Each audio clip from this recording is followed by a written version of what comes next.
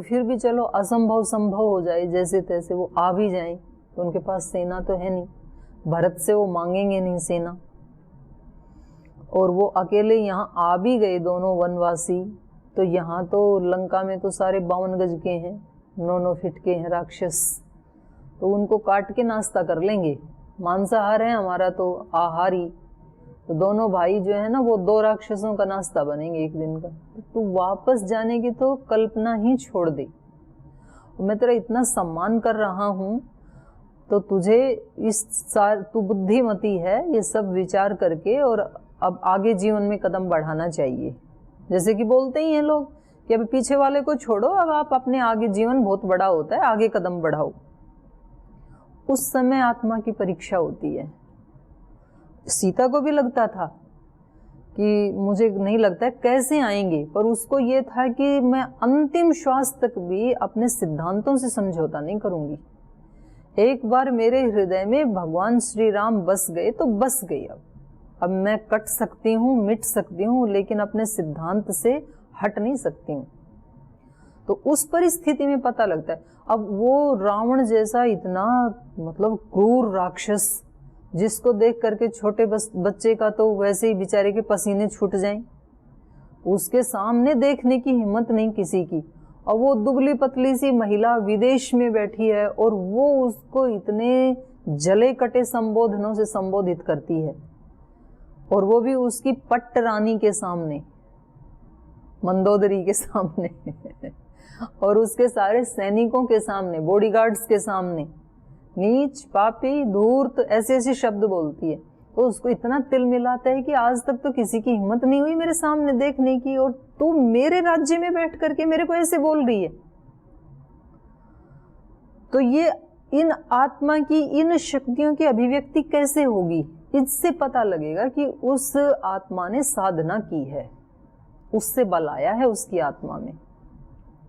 उसके पास पातिव्रत्य का बल था, पवित्रता का बल था, उसके पास जो है वो अपने धर्म के प्रति जो उसकी अनन्य श्रद्धा थी उसका बल था। तो ये सारे बल मिलकर के आत्मा को मजबूत बनाते हैं। और दूसरा उदाहरण देखना है तो अपने वर्तमान के जो अपने कृष्ण भट्ट जी थे, पूरा ऋग्वेद सस्वर याद था उनको। माने देश में मुश्किल से ही कोई दक्षिण में ही मिल जाए, तो मैं कहूँ नहीं उत्तर भारत में तो कोई है नहीं जिसको पूरा ऋग्वेद सस्वर याद हो। ऋग्वेद उनको याद था, और भी बहुत सारे इसके जो है ना प्रातिशाख्य आदि, उपवेद आदि, बहुत अच्छे से विद्वान थे। लेकिन जीवन में अपने यहीं तो रहते थे वानप्रस्थ में, जो इसमें बच्चों को सिखाते थे आचार्य कुलम में वेद पाठ। आप लोग बाद में आए हो, आपने देखा नहीं होगा उनको। और जीवन में ऐसी परिस्थिति आई, उनकी पत्नी छोड़ के भाग गई उनको, और 7 बच्चों को भी ले गई। वो व्यक्ति फेस नहीं कर पाया इस समस्या को, मतलब परेशानी में आकर के पहले उसको शुगर हुआ, बीपी हुआ, हार्ट प्रॉब्लम हुई, और फिर बोले कि मतलब वो इतना उस एक महिला के कारण उनको बहुत समझाया, भाई जब वो आपको छोड़ के भाग गई तो आपने जो पढ़ा है वेद में अनासक्ति का सूक्त के सूक्त आपको याद हैं, तो आप उनका प्रयोग करो अपने जीवन में। कर नहीं पाई। तो आत्मा का बल अलग होता है, शब्दों का बल अलग होता है, शरीर का बल अलग होता है। तो ये जो दार्शनिक होते हैं, मतलब ये जो बल, जो निर्विकल्प सत्य की बात कर रहे हैं ना, इसको प्राप्त करने के लिए फिर साधना करनी होती है। साधना के बिना ये नहीं मिलेगा। शब्द जितने मर्जी पढ़ लो उससे नहीं मिलेगा ये। तो ये कह रहे हैं वो जो स्थिति है वो ही असली लोक कल्याण करती है। इसलिए ऐसे ऐसे जो ऋषि हैं वो भले ही वो गुफा में बैठे लोक कल्याण नहीं भी कर रहे हैं, तो भी जब वो ये भावना करते हैं लोका समस्ताः सुखिनो भवन्तु, तो उनकी उस भावना से और उनके व्यक्तित्व और अस्तित्व से जो वाइब्रेशंस निकलते हैं इस यूनिवर्स में, जो मिक्सअप होते हैं, उससे बहुत एनर्जी मिलती है लोगों को। असली लोक कल्याण तो सिद्ध की स्थिति मात्र से ही होता है, फिर भी आवश्यकता होने पर सिद्ध निर्लिप्त भाव से सांसारिक क्षेत्र में भी उतरते हैं। और जब तक ऐसे सिद्ध दार्शनिकों का प्राधान्य न होगा, विश्व में शांति स्थापित नहीं हो सकती। एकेडमी में अध्ययन का कार्यक्रम इस प्रकार था, पहले गणित पढ़ाते थे, फिर रेखा गणित, फिर ज्योतिष आदि का अध्ययन, और फिर ये 23 नंबर पृष्ठ पे पढ़ रही हूँ, दूसरा पैरा, फिर द्वंद्वात्मक तर्क, और अंत में साधना की प्रणाली। मतलब साधना लास्ट में करवाते थे, पहले शब्द जानो, नॉलेज शाब्दिक तो होनी चाहिए, उसके बाद फिर उनका साक्षात्कार करने के लिए फिर साधना करो। परम तत्व विशुद्ध विज्ञान स्वरूप शिव तत्व है, जो केवल स्व अनुभूति का विषय है। सविकल्प तर्क द्वंद्वात्मक और निषेध प्रधान है। तर्क का कार्य अपने विकल्पों का खंडन करके निषेध रूप से यह सिद्ध करना है कि उसकी गति तत्व तक नहीं, माने तर्क की गति तत्व तक नहीं है, ये तर्क से ही पता चलता है। तर्क का कार्य क्या है? तर्क का कार्य अपने विकल्पों का खंडन करके निषेध रूप से ये सिद्ध करना कि उसकी गति, माने तर्क की गति तत्व तक नहीं है। ये तत्व की ओर संकेत मात्र करके निर्विकल्प अनुभव की ओर अग्रसर होने की प्रेरणा देता है। जैसे कोई व्यक्ति ये तर्क दे कि जी जब तक मेरे को तैरना नहीं आएगा पानी में नहीं उतरूंगा, तो तर्क तो ठीक है ना उसका, लेकिन जब तक वो पानी में नहीं उतरेगा तो तैरना आएगा क्या? वो कहेगा पानी में तब उतरूं जब तैरना आए, नहीं तो मैं डूब जाऊंगा, पानी में नहीं उतरूंगा मैं। अब तैरना आए कैसे? पानी में जाए तब, तो पानी में तो उतरना ही पड़ेगा। ये हो सकता है कि पहले कमर तक के पानी में चला जाए, पर कोई कहे कि तर्क से तो ये बात सिद्ध होती है, भाई ठीक है तैरना आए तो पानी में कदम रखना, तैरना नहीं आता है तो पानी में कदम मत रखना, नहीं तो डूब जाओगे। तो तर्क से तो सिद्ध होती हैं चीजें, लेकिन वस्तु स्थिति ये नहीं है, वास्तविकता ये नहीं है। तो केवल तर्क से, तर्क सहायता तो करता है, संशय भी सहायता करता है, लेकिन गीता ने कहा संशय आत्मा विनश्यति। तो अब प्रश्न ये है कि संशय करें कि ना करें?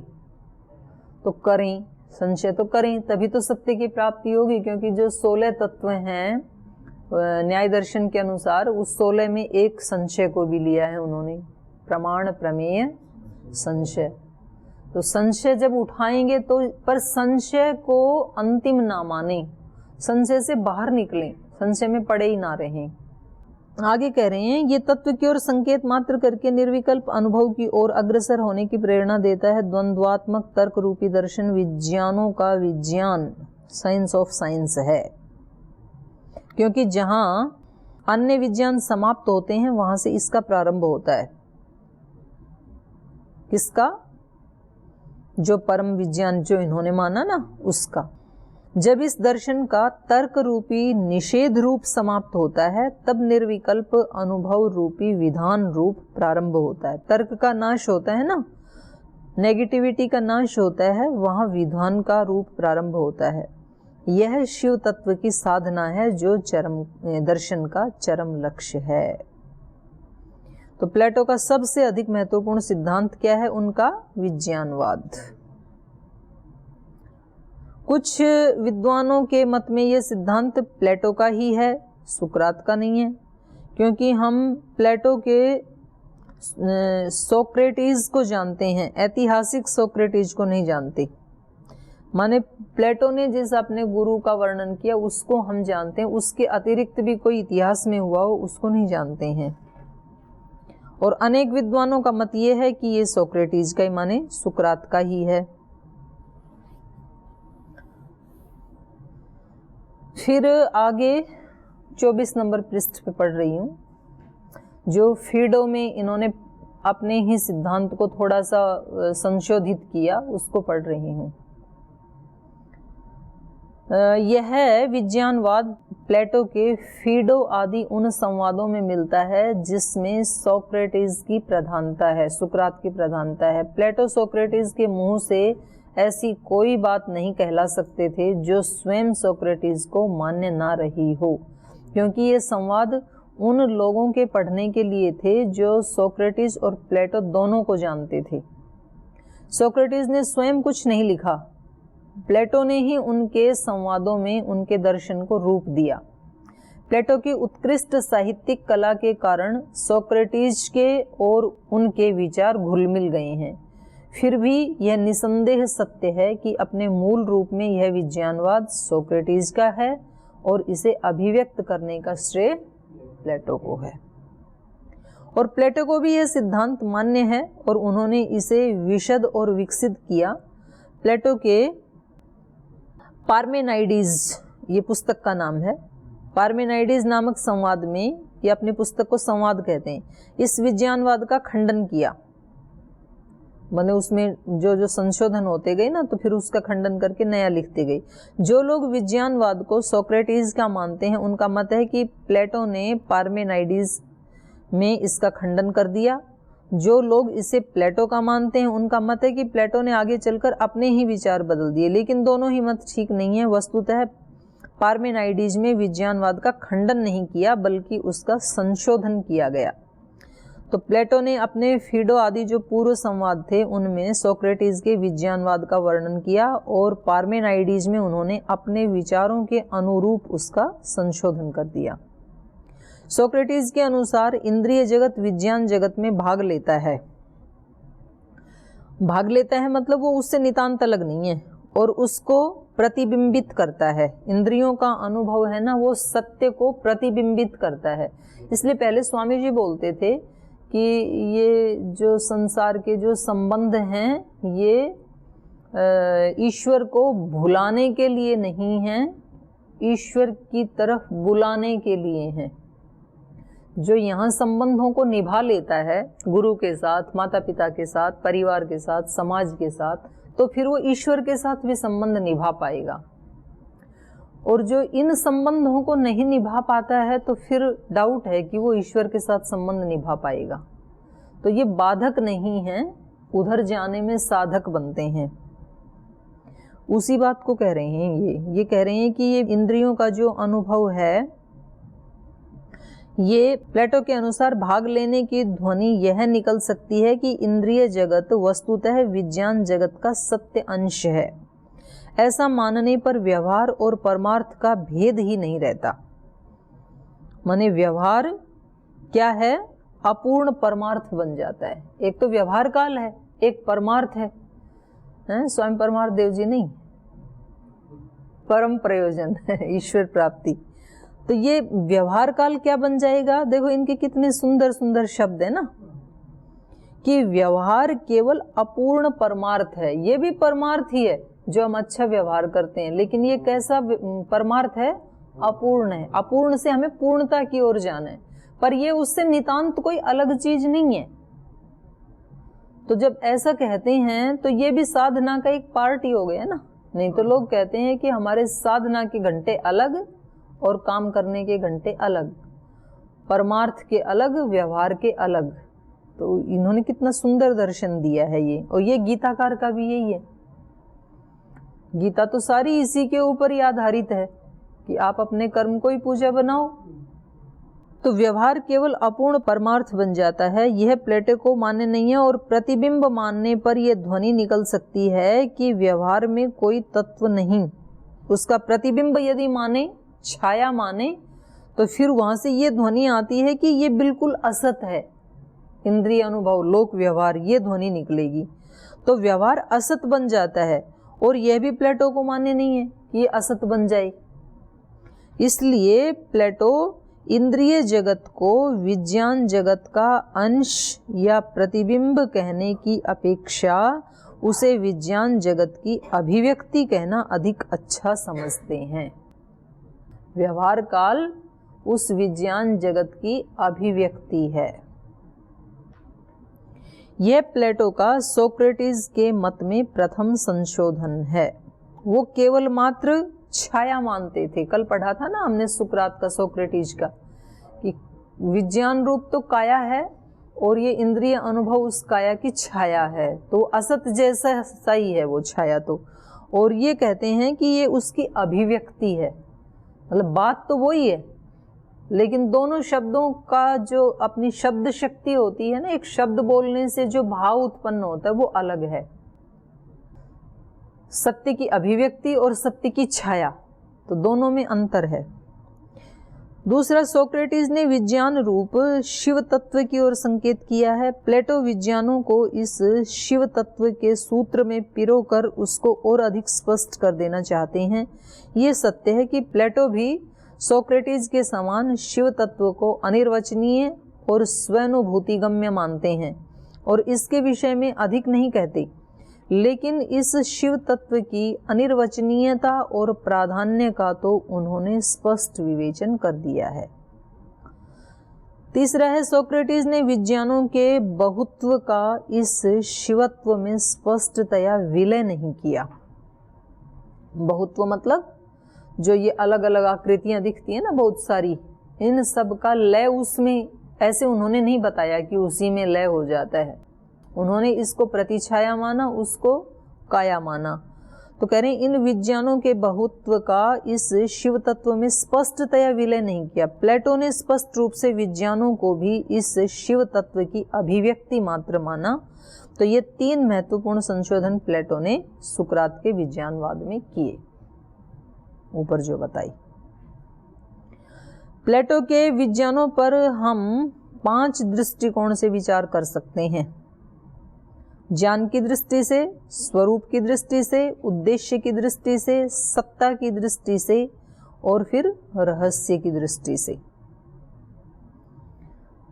तो अब मैं पढ़ रही हूँ, इसमें नीचे से पढ़ रही हूँ, बीच में से। इंद्रिय जगत में अनित्यता और संदेह का साम्राज्य अवश्य है। जो इंद्रिय जगत है वो एक तो अनित्य है और एक उसमें स्पष्टता नहीं होती है, संदेह बना रहता है। तो संदेह का साम्राज्य अवश्य है, किंतु यह इंद्रिय जगत तक ही सीमित है। विज्ञान नित्य है और विज्ञान असंदिग्ध है। जब उस विज्ञान को हमने प्राप्त कर लिया तो फिर वहाँ संशय नहीं होता है। जब तक हम इंद्रिय के ही अनुभव में होते हैं, तो कई बार आपने सुना होगा कुछ साधक बोलते हैं, बोल जी मैं ध्यान में बैठा, मेरे को थोड़ा प्रकाश सा दिखाई दिया, तो अब मेरे को ये पता नहीं लग रहा कि वो क्या था। वो ही ईश्वर का साक्षात्कार था, वो ही आत्मा का साक्षात्कार था, या वो कुछ और था। तो ये जब तक संशय बना है, इसका मतलब वो आत्मा का साक्षात्कार नहीं था, क्योंकि सत्य में कभी भी संदेह नहीं होता है। संदेह जब तक बना हुआ है तब तक सत्य से वो दूर है। विज्ञान नित्य और असंदिग्ध है। विज्ञान स्वतः सिद्ध है, विज्ञान को किसी के द्वारा सिद्ध नहीं किया जा सकता। यदि विज्ञान का नित्यत्व और स्वतः सिद्धत्व स्वीकार नहीं किया जाए तो किसी प्रकार का ज्ञान संभव नहीं हो सकता। हमारे ज्ञान में जो सार्वभौमता और जो निश्चयात्मकता है वह इंद्रिय जगत से न आकर विज्ञान जगत से आती है। जिन विषयों में हमारी निश्चयात्मकता होती है और सार्वभौमता होती है, जैसे मानो साइंस ने सूत्र निकाला H2O इज इक्वल टू पानी, वाटर, पानी। तो अब ये जो सत्य है ये पाकिस्तान में भी उतना ही सिद्ध है। हम ये नहीं कह सकते कि वो तो दुष्ट लोगों का देश है, वहाँ पर ये दार्शनिक सिद्धांत कैसे काम कर सकता है। ये तो दर्शन का सिद्धांत है, साइंस का सिद्धांत है, तो भारत ऋषियों का देश है, तो यहाँ काम करेगा, ऐसे थोड़ी हो सकता है। तो चाइना में भी करेगा जो ईश्वर को मानते ही नहीं है, पाकिस्तान में भी करेगा, यहाँ भी करेगा। तो जो विज्ञान जगत का जो सत्य है वो कैसा होता है, एक तो निश्चयात्मक होता है और दूसरा सार्वभौम होता है। इंद्रिय जगत से न आकर के विज्ञान जगत से आता है वो सत्य। अतः इंद्रिय जगत का विश्लेषण करने वाले विविध भौतिक विज्ञान शास्त्र भी विज्ञान के नित्यत्व और स्वतः सिद्धत्व के कारण ही अपने शास्त्रों में सार्वभौम और निश्चयात्मक नियमों की प्रतिष्ठा कर सकते हैं। इस सत्य की, जिसको आगे चल कर के कांट ने विशद किया, इसका वर्णन किया, ये आधुनिक हैं कांट। तो प्रतिष्ठा करने के कारण प्लेटो को वैज्ञानिक ज्ञान का प्रथम संस्थापक कहा जा सकता है। कांट ने इनको काफ़ी कोट किया है प्लेटो को, कि विज्ञान की स्थापना वहाँ से हुई, प्लेटो से।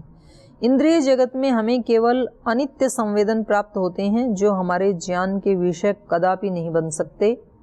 विज्ञान ही ज्ञान का विषय बन सकता है। फीडो में कहा गया है कि इंद्रियों से सत्य की प्राप्ति नहीं हो सकती, सत्य की प्राप्ति ज्ञान से ही हो सकती है।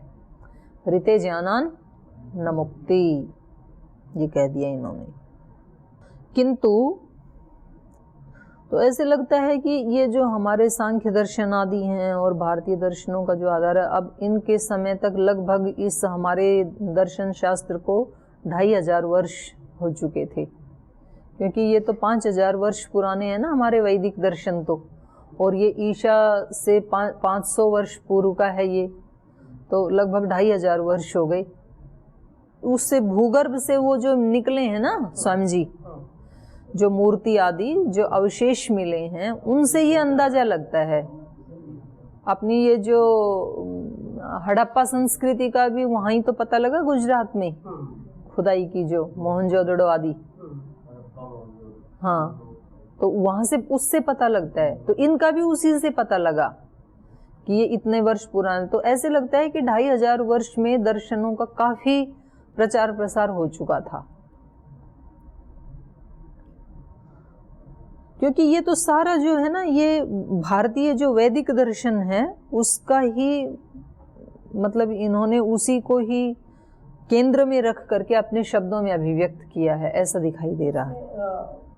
कुछ विचार भी करते हैं कि जब ये कहते हैं कि ये योग की परंपरा, सांख्य की परंपरा बहुत प्राचीन है, अनादिकाल से परंपरा चली आ रही है, फिर दूसरे ये कहते हैं कि 5 वर्षों से ये 5000 वर्षों चला, तो फिर उसमें लोगों के अंदर वैसे पहले योग कैसे चलता था, ऐसा बोलते हैं। नहीं, योग विद्या जो है ना स्वामी जी, वो तो अनादि है। तो योग के जो आदि प्रणेता हैं वो तो ब्रह्मा हैं, वो तो अत्यंत प्राचीन ऋषि हैं ब्रह्मा। तो फिर ऐसे होता है कि वो विद्या ना बीच में लुप्त हो जाती है।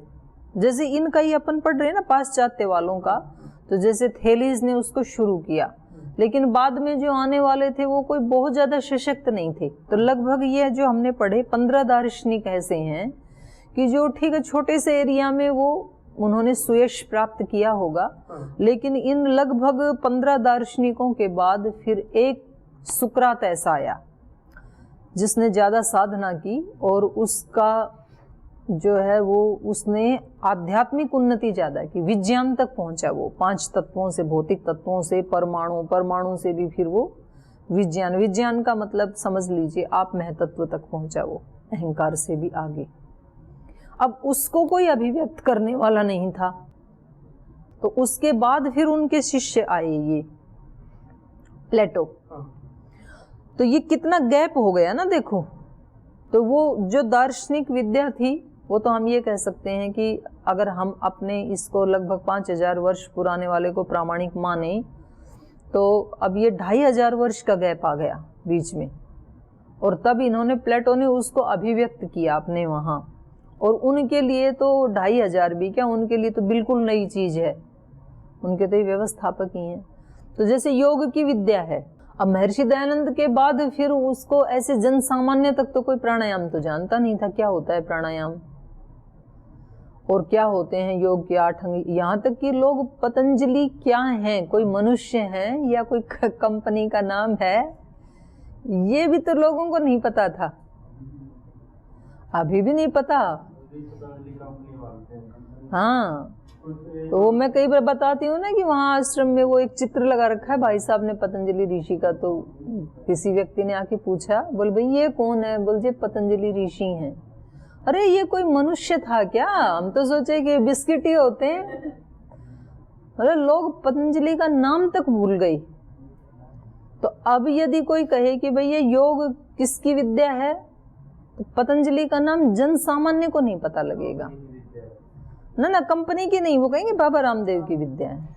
तो ये जब हम वहाँ गए, ऑस्ट्रेलिया गए थे 3-4 वर्ष पहले श्रद्धेय स्वामी जी महाराज के साथ, तो जैसे वहाँ एयरपोर्ट पे उतरे तो ये लोग ऑस्ट्रेलिया वाले हैं ना, ये बाहर से कोई भी चीज़ लाने की अनुमति नहीं देते हैं। तो मेरे बैग में 1-2 इलायची पड़ी होगी कहीं, मतलब और तो कुछ लेके नहीं गए, हमें पता था। तो मशीन में आ जाता है उनके वहाँ, तो उन्होंने मेरे को रोक दिया। अच्छा, उनके अगर आप कुछ लेके गए ना ज़बरदस्ती, कोई बिस्किट चॉकलेट कुछ भी लेके गए और आपके बैग में निकल आया, तो वहीं पर ही वो आपका वीज़ा रद्द कर देंगे और आपके पासपोर्ट के ऊपर वो ब्लैक लिस्ट में आपको डाल देंगे। उसके बाद आप कहीं भी नहीं जा सकते विदेश में। इतना कठोर रूल है उनका, क्योंकि जनसंख्या कम है वहाँ पे।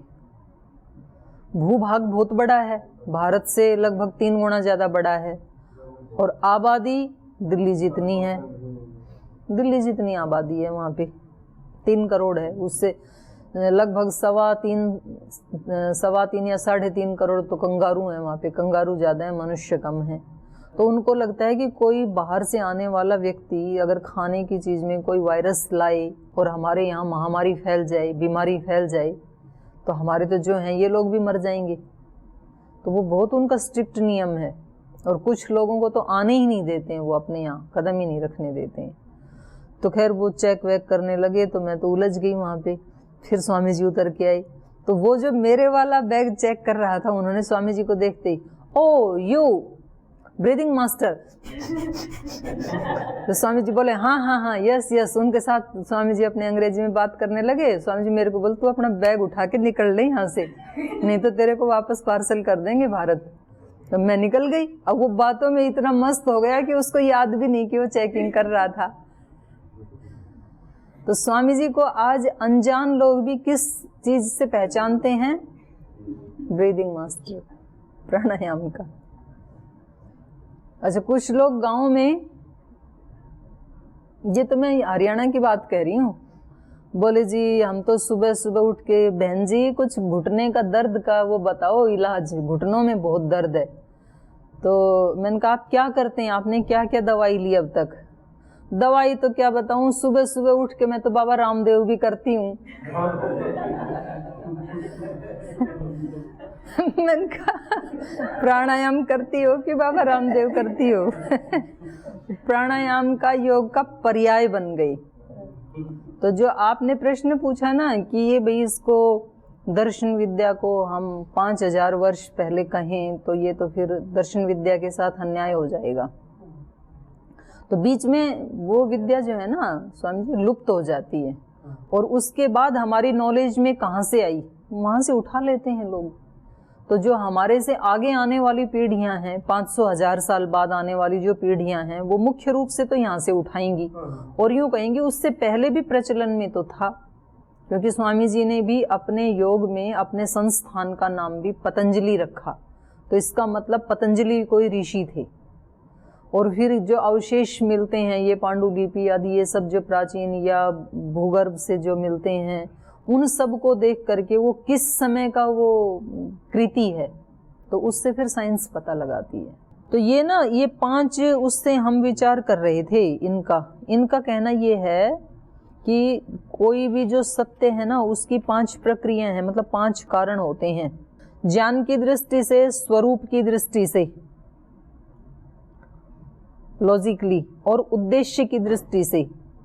जैसे कोई वस्तु हमें बनानी है ना, तो सबसे पहले तो हमारे अंदर ज्ञान होना चाहिए। मान लो आप संगमरमर से कोई मूर्ति बनानी है, तो आपको ज्ञान तो हो पहले कि इस पत्थर से कुछ मूर्ति जैसी चीज भी बन सकती है। तो ज्ञान की दृष्टि से। फिर स्वरूप की दृष्टि से, आपको बनाना है तो उसका स्वरूप आपके माइंड में होना चाहिए कि आप इस पत्थर को क्या स्वरूप देना चाहते हैं। और तीसरा है उद्देश्य, उसका उद्देश्य क्या है, क्यों बनाना चाहते हैं आप। और चौथा है फिर उसकी सत्ता, इस उद्देश्य से बनाना चाहते हैं और ऐसी इसकी सत्ता रहेगी। और पांचवा है फिर रहस्य की दृष्टि, उसको कोई जान नहीं सकता है। तो इसको हम 2 हमने पढ़े, तीसरा बता रहे हैं। स्वरूप की दृष्टि से जो है ना, इसको मैंने ज़्यादा पढ़ा नहीं, छोड़ दिया है। थोड़ी सी 1-2 पंक्तियां पढ़ लेती हूँ। जगत के विविध विशेषों या व्यक्तियों की सत्ता सामान्यों के कारण है। सामान्य का मतलब है यहाँ पर जिसको हम जाति कहते हैं, न्याय वैशेषिक में सामान्य और विशेष 2 आते हैं ना। तो विशेष तो वो आकृतियां और सामान्य वो जाति। तो सामान्य अपनी जाति के विशेषों में अनुगत रहते हैं, जाति व्यक्ति में अनुगत रहती ही है। सामान्य का कार्य सजातीय विशेषों में एक रूपता लाना है। जाति क्या करती है? समान आकृतियों में एक रूपता लाती है। जैसे ये सारी आकृतियां हैं, हम जो बैठे हैं 8-10 आकृतियां, तो जाति क्या है हम सब की? तो मनुष्यता जो है हम सब में अनुस्यूत है, तो वो विशेष में अनुस्यूत रहती है। ये कह रहे हैं सामान्य का कार्य सजातीय विशेषों में एक रूपता लाना और उनका विजातीय विशेष से भेद करना।